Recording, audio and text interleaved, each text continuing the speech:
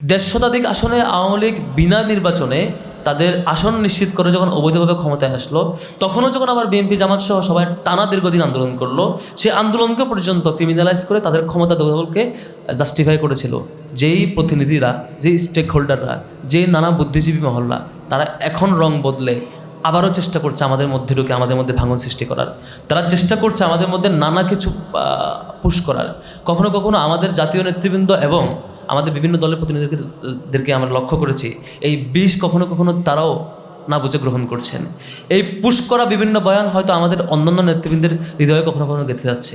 আমরা অনুরোধ করব, আমার দিক থেকে বিনীত অনুরোধ থাকবে, আর যেসব জাতীয় নেতৃবৃন্দকে আমরা দীর্ঘদিন ধরে দেখে এসেছি ফ্যাসিবাদের বিরুদ্ধে, অন্যায়ের বিরুদ্ধে ভূমিকা রেখেছেন, তারা অন্তত সে রং বদলানো মানুষগুলোর বয়ানের মধ্যে ঢুকে যায় না। অন্তত এই রং বদলানো মানুষগুলো, চিহ্নিত স্টেক হোল্ডারগুলো, যারা আওয়ামী লীগকে গত 15 বছর জাস্টিফাই করেছে এবং তাদেরকে সবসময় ক্ষমতায় আসীন রাখতে সহযোগিতা করেছে, আর আমাদেরকে ভিকটিম বানাতে তাদের সকল মেকানিজম তারা এস্টাবলিশ করেছে, তাদেরকে এখন আবার ফ্লোট দিয়ে তাদের সেই ন্যারেটিভগুলো গ্রহণ করে নিজেদের মধ্যে কখনোই দূরত্ব তৈরি সৃষ্টি করা, যেসব বিষয় উচিত না, যেসব বিষয় এঙ্গেজ হয়, এটা কখনোই কাম্য না। ইতিপূর্বে এই অল্প সময়ের মধ্যে আমরা বেশ কিছু অপ্রত্যাশিত আচরণ আমরা লক্ষ্য করেছি। আমরা আশা করব আমাদের সকল রাজনৈতিক সংগঠন এবং জাতীয় নেতৃবৃন্দ তার জায়গা থেকে দেশের প্রতি এবং সকলের প্রতি যে দায়িত্ব পালন করার কথা সেটা নিশ্চয়ই করবেন। এই লগি বইটার এই লাশতন্ত্র এবং আওয়ামী ফ্যাসিবাদের যে আলোচনা আজকে হচ্ছে, সেখান থেকে শিক্ষা আমাদের থাকুক।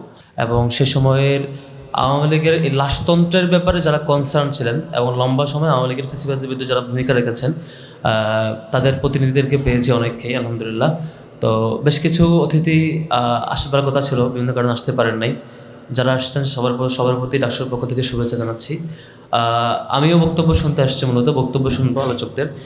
শুধু আমার একটা অবজারভেশন শেয়ার করব। আমার কাছে মনে হয়েছে আওয়ামী লীগ 2006 সালের 28 অক্টোবর প্রথম টার্গেট করেছে, তাদের যে জার্নি স্টার্ট করা ফ্যাসিবাদের টার্গেট করেছিল শিবিরের উপরে হামলা করা। সারা দেশে আমাদের অসংখ্য ছাত্র শিবিরের ভাইদেরকে শহীদ করেছে এবং আহত করেছে, এবং তার লাস্ট অ্যাকশন ছিল অগাস্টের শুরুতে শিবিরকে নিষিদ্ধ করা। তো আমি এই দিক থেকে প্রাউড ফিল করি যে ফ্যাসিবাদী আওয়ামী লীগ তার ফ্যাসিবাদ যাত্রার শুরুর দিন এবং তার সর্বশেষ পর্যন্ত যাকে যার প্রধান হুমকি মনে করেছে, তাকে শিক্ষার্থীরা এখন ওয়েলকাম করেছে সব জায়গায়, সবগুলো ক্যাম্পাসে। এবং আমার কাছে মনে হয় এর মধ্য দিয়ে আওয়ামী লীগের যে সিরিয়াস বাসনা, প্রত্যাশা, যে আশা ছিল, সেটার কবর রচিত হয়েছে প্রত্যেকটা ক্যাম্পাসে। আওয়ামী লীগ যেভাবে চেয়েছে, যাকে শত্রু মনে করেছে, আওয়ামী লীগ যাকে হুমকি মনে করেছে, সে একদম প্রথম দিন থেকে 28 অক্টোবর 2006 থেকে এবং জুলাই আগস্টের নিষিদ্ধ যে প্রজ্ঞাপন, আর সেই ছাত্র সংগঠনকেই এখন আমরা সকল ট্যাবু ভেঙে, সকল মিথ্যা অপপ্রচার শিক্ষার্থীরা ছুঁড়ে ফেলে দিয়ে এখন সত্যটাই জানতে পেরেছে। সেদিক থেকে শিক্ষার্থীদের প্রতি আমরা কৃতজ্ঞ। আপনারা জানেন আজকে ডাকসুর পক্ষ থেকে অনেকগুলো আয়োজন হচ্ছে। দুটো হলে ফার্স্ট এইড ক্যাম্পেইন হচ্ছে, আজকে ফার্স্ট এইড ট্রেনিং হচ্ছে দুটো হলে। তারপর টিএসসি অডিটোরিয়ামে সকালবেলায় ব্রেস্ট ক্যান্সার অ্যাওয়ারনেস শীর্ষক ট্রেনিং প্রোগ্রাম হয়েছে, যেখানে পুরো টিএসসি হল রুম ভর্তি নারী শিক্ষার্থীরা ছিল এবং তাদের জন্য চিকিৎসা বাবদ বিভিন্ন অফার ঘোষণা এবং তার টেস্ট সহ বিভিন্ন ফ্রি টেস্টের বিভিন্ন ঘোষণা দেওয়া হয়েছে শিক্ষার্থীদের জন্য। এবার নানা কাজ চলছে আমাদের জন্য দোয়া চাই। আর 28 অক্টোবরের ব্যাপারে এবং পরবর্তী ব্যাপারে আমরা আরেকটা অবজারভেশন শেয়ার করবো। সেটি হচ্ছে 2013 সাল, 14 সাল, 15 সাল বিএনপি জামাত সহ সকল সংগঠন যখন একসাথে, ছাত্র শিবির, ছাত্রদল সবাই মিলে যখন আন্দোলন করছে, তখন একটা পক্ষ সেই আন্দোলনকে ক্রিমিনালাইজ করেছিল, একটা পক্ষ এই আন্দোলনকে দেখানোর চেষ্টা করেছিল এই আন্দোলনটা সন্ত্রাসী আন্দোলন, এই আন্দোলনটা ঠিক না, এই আন্দোলনটা ক্ষতিকর দেশের জন্য, এভাবে উপস্থাপন করেছিল এবং সেই ন্যারেটিভ এস্টাবলিশ করার জন্য সংঘবদ্ধভাবে যে চেষ্টা করেছিল। আমি আজকে আলোচক এবং যারা উপস্থিত হয়েছেন সবার প্রতি আবারও শ্রদ্ধা এবং সম্মান এবং শুভেচ্ছা জানাচ্ছি। তারা আমাদের এই শর্ট নোটিশের আয়োজনে সবাই এসছেন, অংশগ্রহণ করেছেন এবং ডাকসুর জন্য দোয়া চাই, আমাদের জন্য দোয়া চাই, আমরা যাতে শিক্ষার্থীদের সে প্রতিনিধিত্ব শরীর করতে পারি। সবাইকে ধন্যবাদ। আসসালামু আলাইকুম। বিশেষ করে এই ডাকসুর প্রথম নির্বাচনকে কেন্দ্র করে প্রায় 7 জনকে এক ব্রাশ ফায়ার করে খুন করা হয়েছিল ক্যাম্পাস রাজনীতিতে, এবং সে পরবর্তীতে এই ধারাবাহিকতা আওয়ামী লীগের আছে। আমি দ্বিতীয় যে বিষয়টা বলবো সেটি হচ্ছে যে ফ্যাসিবাদের শুরুটা আসলে আরও কিছুক্ষণ পরে, কারণ আমরা দেখব যে 28 অক্টোবর সর্বশেষ, তখন বিএনপি জামাতের সর্বশেষ যে সরকার ছিল তার শেষ দিন ছিল।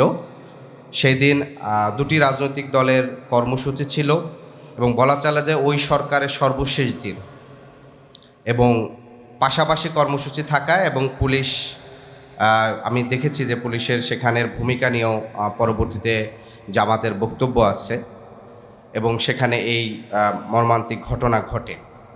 এই দৃশ্যগুলো আসলে যে পরিবারের যাদের উপরে ঘটে তারা আসলে দৃশ্যগুলা তার ফ্যামিলিগুলা ভুলতে পারে না।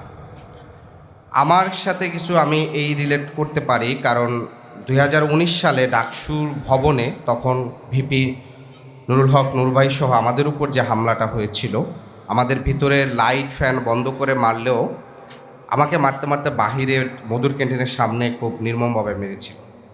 এবং এই ভিডিওটা হচ্ছে মানে মার সাথে আমার যখনই দেখা হয় তিনি এই জিনিসটা আর কি হচ্ছে ভুলতে পারেন না এখনো। ফলে ওই সময় মানে সন্তানকে মেরে ফেলছে, এই দৃশ্যগুলা বাবা মা বা ফুল পরিবার তার আত্মীয় স্বজন তারা যে দেখেন তখন এইটা আসলে কোনোভাবেই মানে এটা অমানবিক ট্রমার মধ্যে, মানে এই ট্রমাটা ওই পরিবার সহ তার আত্মীয় স্বজন সবাইকে বহন করতে হয়। দ্বিতীয় যে পার্টটি হচ্ছে আওয়ামী ফ্যাসিবাদের শুরু। আওয়ামী ফ্যাসিবাদের শুরুর ক্ষেত্রে এখানের গুরুত্বপূর্ণ অনেকগুলো বিষয় আছে। এরপরে তত্ত্বাবধায়ক সরকার হলো। তত্ত্বাবধায়ক সরকার যখন হয় তখন -2 ফর্মুলার একটা তৎপরতা শুরু হয় এবং সেই তৎপরতায় তখনও আসলে পরবর্তীতে ক্ষমতায় আওয়ামী লীগ আসবে কি না এই ধরনের কিন্তু কোনো ধরনের আলাপ কিংবা হচ্ছে কোনো ধরনের রাজনৈতিক সমীকরণ তখনও শুরু হয়নি। এর অনেকগুলো কারণ হচ্ছে, কারণ আপনি জানেন -2 ফর্মুলার মাধ্যমে এখানের দুটি দলেরই প্রধানকে স্মরণের একটা আলাপ আলোচনা হয়েছিল। সেই জায়গায় আমরা দেখেছিলাম যে তারা দুটি দলেরই রাজনীতিবিদদের হচ্ছে জেলে ধরেছে, নানাভাবে করেছে, দুর্নীতির অভিযোগে তাদেরকে আটক করেছে। তার পূর্বের ক্যাবিনেটে জামাতের 2 জন মন্ত্রী ছিলেন, তাদের কোনো ধরনের দুর্নীতি পায়নি কিংবা তাদেরকে আটক করেনি। ফলশ্রুতিতে সেই সময়টা এই যে -2 ফর্মুলার সময় জামাত -2 ফর্মুলার বিরোধিতা করছে কিনা এই ধরনের আমরা কোনো নজির দেখি না বা নেই। এটা মাসুদ ভাই আর একটু ভালো করে বলতে পারবেন। ওই সময় ওবায়দুল কাদেরের তিনি জেলে যখন ছিলেন তার একটা বইয়ের আমার একটা তথ্য মনে আছে, তথ্যটা সেটা হচ্ছে যে উনি যখন জেলে ছিলেন তখন ওনার বইতে উনি লিখছিলেন যে এই জেলেই মনে হয় তার জীবন শেষ হয়ে যাবে। উনি কিন্তু আওয়ামী লীগের তখন যুগ্ম সাধারণ সম্পাদক ছিলেন। তাহলে জেলে বসে উনি যদি ওনার পরবর্তী জীবন শেষ হয়ে যাওয়ার আশঙ্কা করেন, তারপরে তো আমরা দেখলাম যে 8 নির্বাচনের মধ্যে আওয়ামী লীগ ক্ষমতায় আসে।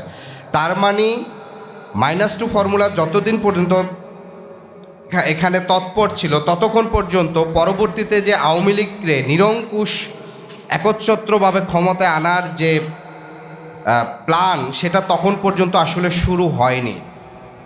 তাহলে আমরা দেখি আওয়ামী ফ্যাসিবাদের শুরু হওয়াটা একেবারে সম্পূর্ণভাবে সেটা হচ্ছে 1/11-এর শেষের দিকে, অর্থাৎ 2008 সালের প্রথম দিকে কিংবা হচ্ছে সেই জায়গার থেকে। এখানে একটা গুরুত্বপূর্ণ, তার পূর্বে আমাদের এখানকার সেনাপ্রধান ভারতে গিয়েছেন এবং তৎকালীন যে বিরোধী রাজনৈতিক দলগুলো আছে বিশেষ করে বিএনপি, জামাত এবং অন্যান্য দলগুলো তারা সেই নির্বাচনে অংশগ্রহণ করছেন এবং এই নির্বাচনটা ফুললি প্ল্যান্ড হয়েছিল। আমার নিজের একটা উদাহরণ আছে, এখন বর্তমান পররাষ্ট্র উপদেষ্টা তৌহিদ হোসেন, তিনি ওই সময় পররাষ্ট্র সচিবের দায়িত্বে ছিলেন। তার একটা ইন্টারভিউ করেছিলাম, তিনি বলেছিলেন ওই 8 নির্বাচনে বিরোধী রাজনৈতিক দলগুলোর নেতাদেরকে দৌড়ের উপরে রাখা হতো, অর্থাৎ নির্বাচন করতে দিতে হতো না। ফলে এই যে এক একটা নির্বাচনের মাধ্যমে মূলত 8 নির্বাচনকে কেন্দ্র করেই আওয়ামী ফ্যাসিবাদের মাস্টার প্ল্যান, দীর্ঘ ফ্যাসিবাদের যে যাত্রা শুরু হয়েছে। আর একই পাশাপাশি আমাদের রাজনৈতিক দলগুলো হিস্ট্রিতে আওয়ামী লীগের দ্বারা যে নিপীড়িত নির্যাতনের শিকার হয়েছে এইটাকে আমরা যেভাবে অ্যাড্রেস করব, এর পাশাপাশি রাজনৈতিক দলগুলোর হিস্ট্রির গুরুত্বপূর্ণ সময় তার সিদ্ধান্ত গ্রহণ প্রক্রিয়াকে আমাকে অ্যাড্রেস করতে হবে। কারণ 8 নির্বাচনে যদি বিএনপি জামাত যদি নাই, মানে তারা যদি টোটালি না জানতে পারে যে একটা প্ল্যান নির্বাচন হয়েছে এবং সেই নির্বাচনে অংশগ্রহণ করে নির্বাচনকে বৈধতা দেওয়া, এই ভুলটাও এই রাজনৈতিক দল বা অন্যান্য যারা ছিল তাদেরকে সেই জায়গাটা অ্যাড্রেস করাটা দরকার।